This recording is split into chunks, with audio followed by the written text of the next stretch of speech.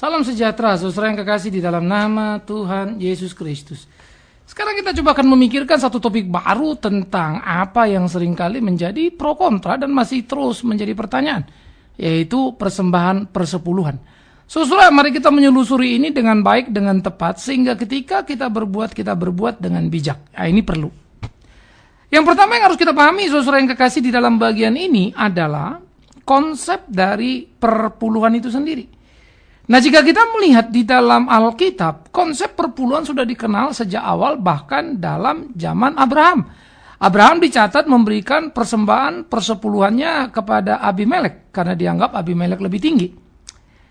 Dan Abraham, jangan lupa, Abraham belum menjadi bangsa Israel. Jadi perpuluhan dimulai bukan sejak bangsa Israel, begitu ya, tetapi nanti ditumbuh kembangkan. Jadi Abraham sendiri, kotanya sendiri kalau kita melihat dari Ur Kasdim itu adalah di bagian selatan daripada kira-kira Babelonia atau Irak. Lalu dia berpindah ke Haran dengan orang tuanya dan itu ke utara, lalu dia melanjutkan perjalanannya menuju kepada tanah Kanaan, Mesir dan seterusnya. Nah, jadi ini kita harus memandang dulu, saudara yang kekasih, konsep perpuluhan itu ternyata sudah dikenal pada waktu itu. Ya, mengapa itu hanya 10 kita nggak tahu persis. Tetapi itu yang ada. Yang kedua, kemudian rupa-rupanya anak Abraham, cucu Abraham meneruskan. Yakub memberikan persembahan perpuluhannya sebagai rasa syukurnya kepada Tuhan. 1/10 dari apa yang didapatkannya, dipersembahkannya. Nah, ini bergerak. Tetapi ingat lagi, Yakub juga belum menjadi satu bangsa. Sampai kemudian Israel menjadi satu bangsa dengan satu konsep agama yang teratur dan tertulis, yaitu kitab hukum Taurat. Jadi kita mesti ngerti dulu. Jadi sebelum Taurat itu ada, konsep perpuluhan itu sudah ada. Itu dulu. Ya, supaya kita jelas. Sebelum Taurat ada, konsep persepuluhan tidak ada. Zaman Abraham, ya, kemudian zaman Yakub, kita tidak tahu ke belakang. Tidak cukup data kita. Tetapi itu sudah mengindikasikan bahwa kelihatan sekali Abraham sudah memahami betul konsep itu. Mungkin orang tuanya juga. Atau mungkin ke belakang juga. Ya, tetapi data yang kita ada sudah cukup. Nah, sekarang yang akan kita pikirkan sebetulnya apa yang kita pahami selama ini adalah lebih kepada apa yang menjadi konsep di dalam kehidupan orang Israel, saudara. Nah, ini perlu. Nah, karena itu mari kita lihat apa yang dikatakan Alkitab di dalam Bilangan pasal 18. Bilangan pasal 18 ayat 20 dan 21. Bilangan 18, 20 dan 21, demikian firman Tuhan. Tuhan berfirman kepada Harun, di negeri mereka engkau tidak akan mendapat milik pusaka dan tidak akan beroleh bagian di tengah-tengah mereka. Akulah bagianmu dan milik pusakamu di tengah-tengah orang Israel.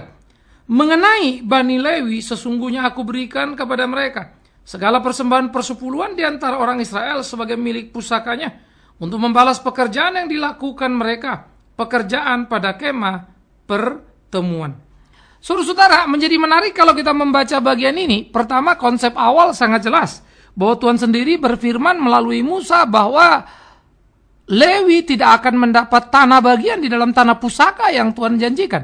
Ada 12 suku, maka ada 12 bagian mestinya, bukan? Tetapi satu bagian, yaitu Lewi, tidak dapat bagian. Jadi mereka tidak dapat tanah secara tempat khusus. Lalu gimana mereka tinggal? Mereka tinggal kemudian memang diatur lagi. Bahwa ada kota-kota yang diberikan kepada mereka, ya. Nanti itu kita bisa melihat di dalam kitab Yosua. Bagaimana kemudian mereka mendapatkan kota-kota tempat mereka tinggal. Jadi lebih pada lokasi begitu. Sehingga katakanlah di satu real estate mereka dapat satu coupling, supaya sederhana kita memahaminya. Maka mereka mendapat beberapa tempat tinggal. Khususnya yang berkaitan dengan pelayanan dan konsentrasi daripada pelayanan itu sendiri. Nah, jadi saudaraku, menarik ketika kita melihat bahwa 12 suku, satu tidak mendapat. Maka kalau kita melihat dari 12 suku ini, satu tidak dapat, yaitu Lewi. Maka mereka tidak dapat tanah pusaka. Tentu menjadi pertanyaan bagaimana mereka hidup. Mereka tidak bisa bercocok tanam. Tetapi juga jadi penjelasan yang sangat jelas. Memang Lewi tidak disuruh untuk bercocok tanam. Artinya, Lewi bukan untuk kerja. Jadi Lewi bukan pengusaha. Itu dulu yang clear. Yang penting, sikap keimanan di waktu lampau dulu. Sehingga pemilihan itu dengan segera menunjukkan pada kita. Lewi memang tidak akan hidup dari tanah yang diolahnya. Lewi tidak akan hidup dari pertanian ataupun peternakan. Lewi tidak akan hidup dari usaha. Itu dulu. Supaya bisa membedakan garis tegas pendeta dan pengusaha yang sekarang campur aduk. Nah, kita selalu menerjemahkan macam-macam, sama seperti Paulus misalnya jual tenda lalu diterjemahkan pendeta boleh jadi pengusaha. Saya kira itu pemelintiran yang cukup menyakitkan. Karena Paulus jual tenda adalah kalau dia mau pergi pelayanan dan kemudian yang mau dikunjungi adalah daerah yang miskin, dia tidak punya lagi bekal uang, dia bikin lalu dia pergi dan selesai. Dia bukan pengusaha tulen. Mana ada orang bikin tenda 2 minggu lalu pergi lalu tidak jualan-jualan. Ya, jadi jangan mengambil satu kasus untuk enaknya saja. Dan Paulus tidak pernah membuat tenda kalau dananya cukup. Kemudian yang lain mendukung lagi dan seterusnya dan seterusnya dan seterusnya. Jadi kita mesti memilah dulu. Sejak awal Lewi dihususkan untuk melayani. Itulah para pelayan. Itulah para hamba Tuhan. Memang dihususkan untuk itu. Dia tidak mendapat tanah karena dia memang tidak perlu berurusan dengan itu. Dia hidup dari pelayanannya. Tuhan akan pelihara dia. Maka Tuhan berkata, mereka menjadi milik pusakaku. Hebat kan? Nah, jadi pembagian ini dulu yang penting. Nah, bagaimana untuk mereka hidup? Tuhan mengatur. Ini yang indah.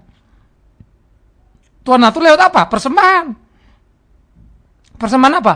Persepuluhan.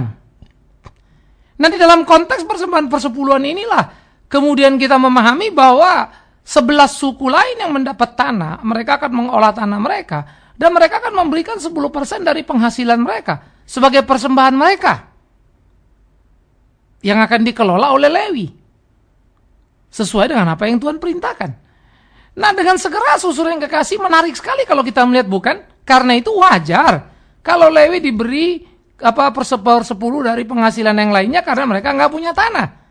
Mereka nggak bekerja sebagai pekerja ataupun pengusaha. Itu dulu. Mereka hidup dari persembahan itu. Dari persepuluhan itu. Siapa? Lewi. Lewi yang mana? Semua Lewi. Bukan cuma tokoh Lewi. Bukan cuma pemimpin Lewi. Bukan cuma imam besar. Tapi para Lewi. Jadi ada pemerataan yang diatur di sana. Ini menarik. Ini yang perlu kita pahami dulu. Jadi konsep pertama tadi, mereka dengan segera dipisahkan dari dunia usaha. Karena mereka nggak dapat tanah. Hal yang kedua, mereka dapat 1/10 dari suku-suku lain. Tapi bukan untuk Lewi senior. Bukan Lewi kepala, begitu ya. Semua orang Lewi. Dihidupi dari situ. Ya termasuk tentu anak-anak, bukan? Dari mana dia mau makan? Nah, dari situ semua. Jadi tidak ada Lewi senior, Lewi junior, sehingga kemudian satu berhak mengambil perpuluhan, yang lain tidak. Bukan. Nah, ini saya pikir perlu untuk disadari, saudara yang kekasih, di dalam kita memahami konsep-konsep ini, supaya tidak terjadi monopoli, kan begitu. Nah, ini kan Alkitab yang atur. Ya, ini perlu untuk kita pahami bersama. Sehingga menarik sekali sebetulnya ketika itu diatur sedemikian rupa.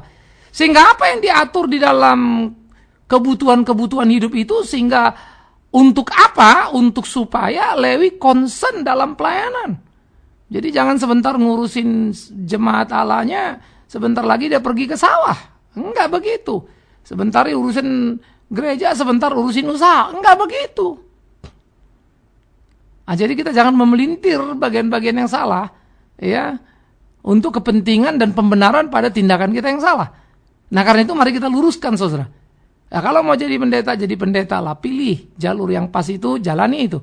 Karena kau sudah yakin dipanggil Tuhan, ya percayakan dirimu pada Tuhan dan pasti Tuhan pelihara kau. Ya dong, masa Tuhan nggak bisa pelihara kita? Kalau sampai enggak, ya patut kita bertanya. Kita ini sebenarnya jalannya benar apa enggak sih? Kita gugat diri kita. Nah, itu yang perlu. Jadi jangan bilang lagi, emangnya orang hidup nggak perlu uang gitu. Lah, itu jadi aneh. Itu bukan kalimat anak Tuhan itu. Ya, itu kalimat anak setan itu yang nawarin. Bagaimana setan nawarin supaya kita mengambil uang itu dengan segala cara. Tuhan akan peliharakan umatnya. Tuhan akan cukupkan. Kalau kau yakin Tuhan itu pemelihara. Kalau enggak, ya memang lain lagi. Jangan kau layani dia, kan begitu. Tapi perbedaan prinsip ini penting. Sudah dihususkan. Dan kau akan dijamin oleh Tuhan. Kau akan dihidupi oleh Tuhan. Dengan cara Tuhan. Maka dibuatlah peraturan 1/10 tadi. Sampai di sini dengan kita akan melihat, saudaraku yang kekasih, betapa sebetulnya konsep perpuluhan itu menjadi sangat indah. Karena akan menolong para hamba-hamba Tuhan atau pendeta-pendeta ataupun imam pada waktu itu untuk berkonsentrasi pada pelayanan. Jadi mereka nggak usah mikirin lah cara cari uang itu. Karena ada persembahan ini. Dan itu semua, nggak ada junior senior di sana. Jadi tidak ada hierarki di sana. Jadi bukan cuma Harun sebagai pimpinan orang Lewi yang mendapatkan semua persembahan persepuluhan, lalu yang lain-lain enggak. Mau bagaimana mereka makan?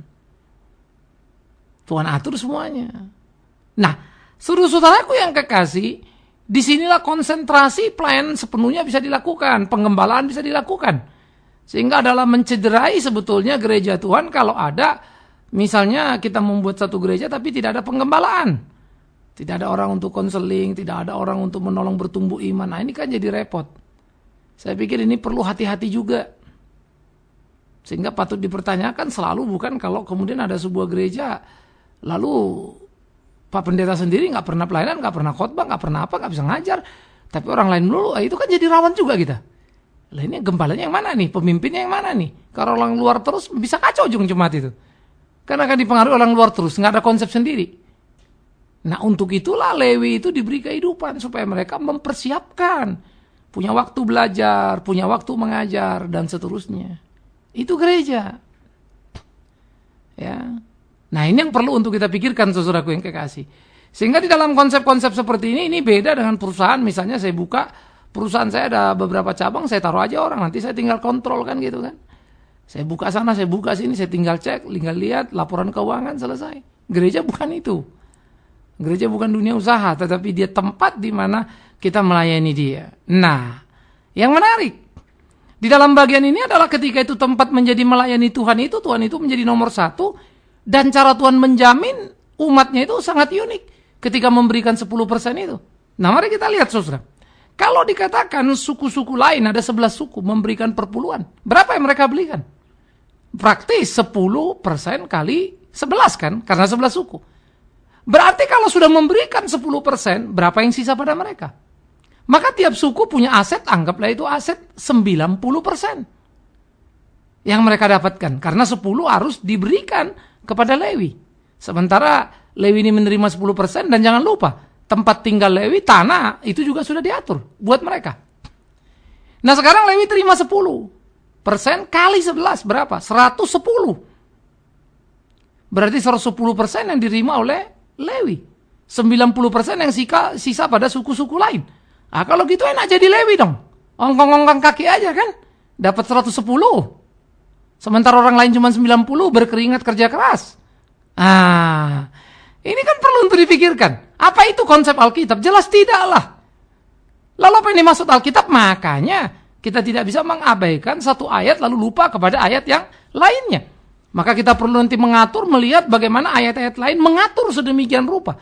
Sehingga perpuluhan itu bukan menjadi konsep monopoli untuk menghidupi dan memperkaya diri. Enggak, saudara-saudara. Ya. Kalau sampai di sini kita berhenti, maka kita akan bilang Tuhan ternyata nggak adil banget. Orang disuruh kerja keras berkeringat, cuma dapat 90%, imam dapatnya 110%. Artinya, tidak akan ada orang lain yang lebih kaya dari imam, kan begitu? Imam yang paling kaya karena 110%. Coba saudara pikirkan itu baik-baik. Apakah logika Tuhan seperti itu? Itu kan kita harus hati-hati dong. Maka kalau kita baca Alkitab sekali lagi jangan sepotong dan jangan sepotong. Sehingga pertama Bani Lewi itu mendapat 1/10, yes. Tapi bukan berarti juga mereka tidak mendapat tanah. Mereka dapat tanah sebagai coupling di dalam real estate lah. Anggap tadi seperti yang saya bilang. Suku-suku lain dapat real estate sekian hektar misalnya kan. Mereka dapat satu coupling. Nah nanti dibagi-bagi tempat-tempat di mana mereka bisa tinggal. Tapi cukup untuk tanah tinggal mereka. Bukan untuk dikelola sebagai usaha, unit usaha. Enggak. Tetapi mereka terima 110%. Bukan untuk okang kaki. Enggak juga. Kenapa? Karena 110% itu adalah nilai yang nanti harus didistribusi oleh mereka. Jadi bukan dimakan imam tok begitu loh saudara. Nah ini perlu. Di samping persepuluhan masih ada persembahan-persembahan lain. Persembahan sukacita, persembahan sukarela, dan seterusnya, saudara. Ada beberapa jenis persembahan yang masih berjalan terus dalam kehidupan orang-orang Israel. Untuk apa? Dibawa lagi ke Bait Allah. Untuk siapa? Lagi-lagi untuk Lewi. Waduh, sudah 1/10 saja kaya, tambah kaya lagi dong. Iya kan? Berarti Lewi adalah konglomerat. Kalau ini yang terjadi, rame-rame orang jadi pendeta semua. Dan rupanya itulah matematik beberapa orang. Sehingga akhirnya banyak orang berani untuk meninggalkan usahanya lalu masuk dalam gereja. Tetapi ironisnya kemudian gereja menjadi baju saja untuk usaha yang diteruskan. Karena ini profitnya hebat sih, duduk-duduk udah dapat 10% punya kan gitu. Yang kerja keras orang lain. No tax, no risk. Siapa yang nggak mau? Nggak ada pajaknya, nggak ada risikonya. Pendapatan bersih. Wow, kan gitu. Nah inilah kekacauan yang mengatasnamakan Alkitab. Ironis memang ini saudaraku. Karena itu kita harus berhati-hati sekali ketika kita mencermati pemahaman perpuluhan itu. Saya akan menyambung nanti dengan konsep persepuluhan. Sehingga persepuluhan itu kan nanti diatur untuk diberikan kepada siapa. Ada posting-postingnya. Nah posting-posting ini akan kita pertajam nanti. Yang pertama itu adalah tentu untuk kehidupan orang Lewi sendiri. Tapi yang kedua juga jangan lupa untuk pemeliharaan bait Allah.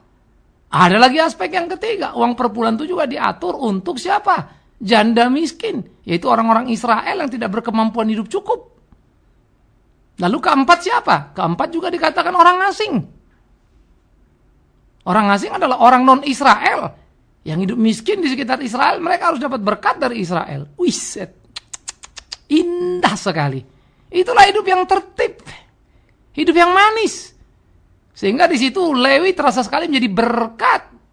Bagi orang-orang yang susah, Lewi terasa menjadi berkat. Bagi mereka-mereka orang yang terbuang.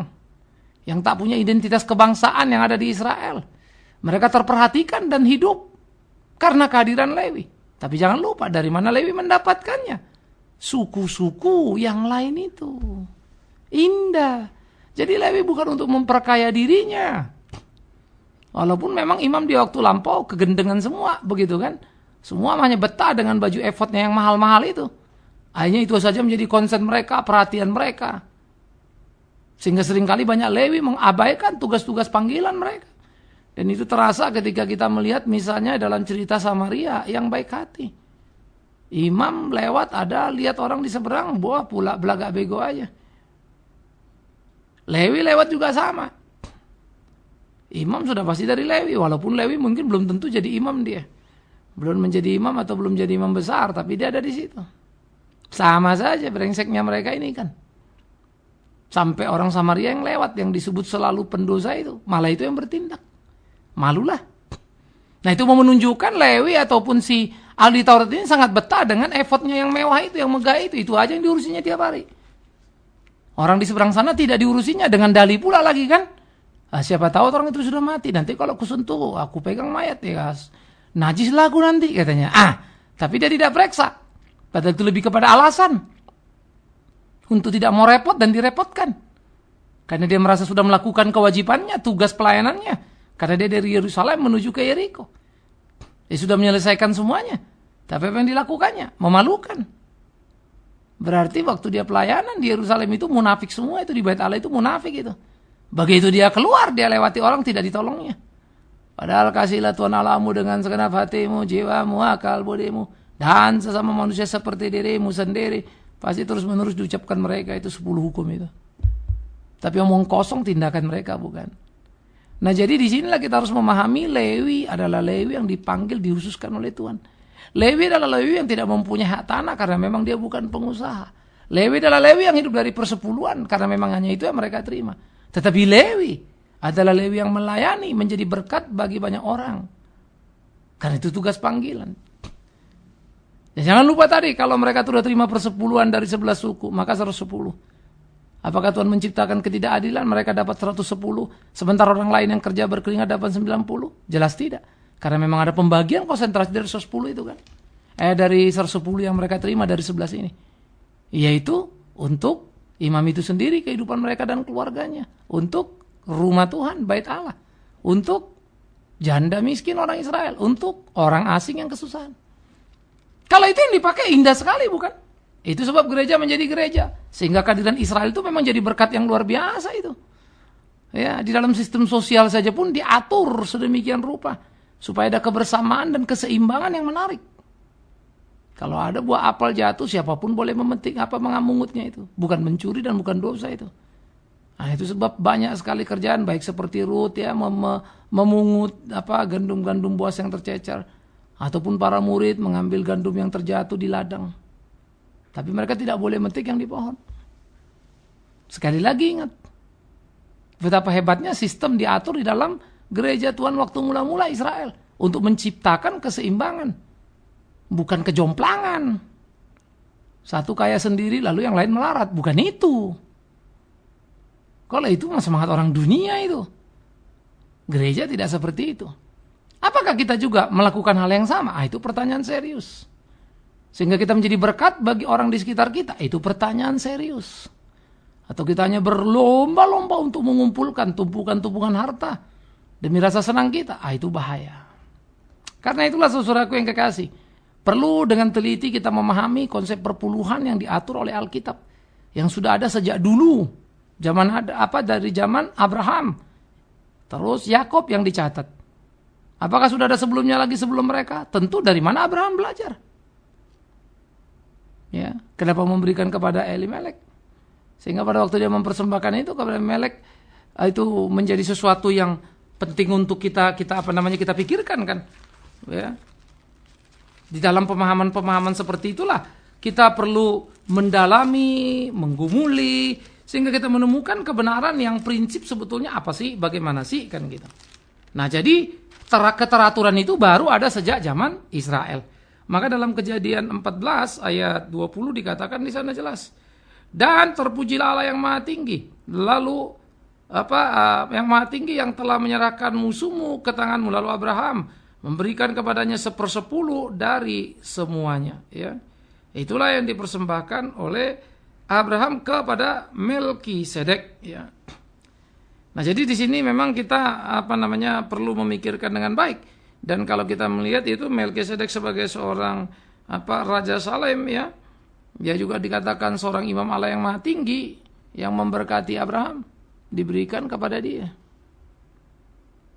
Tapi kan bukan konsep 1/10 persis seperti yang dipahami dalam Taurat lagi, nanti kan berkembang terus kan gitu ya. Sehingga Taurat mulailah mengatur dengan tertib lebih teratur, lebih teliti dalam kehidupan sebagai gereja yang besar kan gitu. Jemaat yang besar Israel. Biar ini menolong kita saudara. Dan kita ikuti terus pemahaman lebih lanjut. Bagaimana sebetulnya tujuan perpuluhan dengan posting-posting yang sudah diatur tadi itu oleh Alkitab sendiri. Sehingga tidak ada korup di sana. Sehingga menjadi indah semuanya. Untuk kemuliaan Tuhan kita.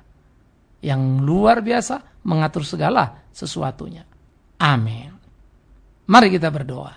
Kami bersyukur, kami berterima kasih ya Tuhan atas cinta kasih-Mu, atas pemeliharaanmu dalam hidup kami. Karena itu tolonglah kami di hari-hari kami boleh melakukan apa yang menjadi kehendak Tuhan. Sehingga sungguh-sungguh pelayanan kami berkenan di hadapan Tuhan. Begitu pula ketika kami menggumuli konsep perpuluhan. Supaya jangan kami terjebak pada rutinitas melakukan tanpa pemahaman pemaknaan. Yang justru membuat tindakan kami bisa menjadi sia-sia. Tuhan tolong kami. Demi Yesus Kristus Kepala Gereja yang sejati. Kami berdoa bersyukur. Mohon pimpinan Tuhan senantiasa. Amin.